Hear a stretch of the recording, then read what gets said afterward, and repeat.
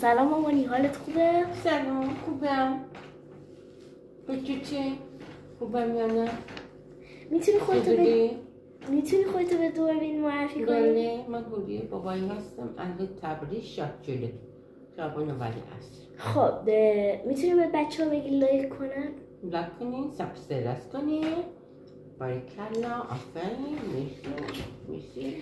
تو توی ویدیو ما قرار داری سوال و جنگی، سوال و پاسخ. آماده بریم برای ویدیو؟ آمادم.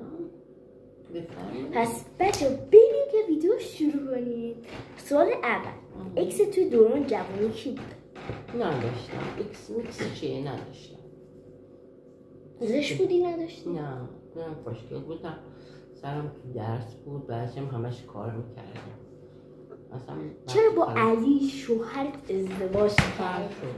خواهر شدم، بچه بودم، نوام بودم. دوست داشتم لباس عروس بپوشم با آهنگ عباس قادری میگفت دوست داری عروس بشین یا نداری؟ دختر و گل بریزن، همه دورت بشینن، همه حسرت ببرن تا که رو تو ببینن. باش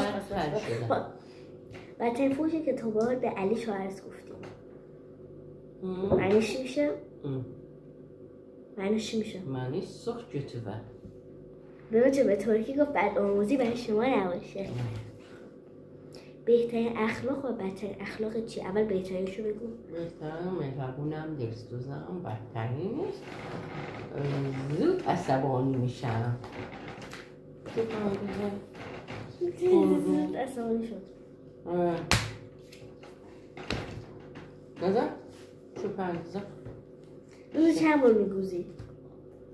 نشمردم، وقت نکردم. زیاد یا کم؟ کم. جلو خودم 20 بار گوزیدم. شمردی؟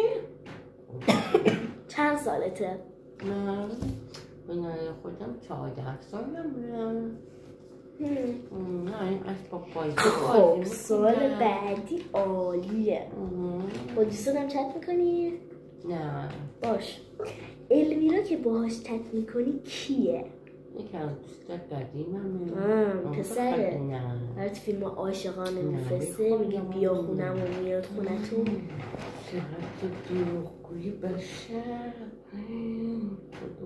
خب باش.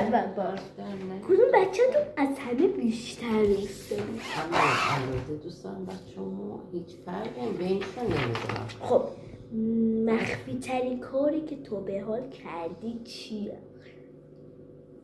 بچه این سوال آخر بود. آدم نمیره خودم. دوستاشم بزن. خورده شده یا؟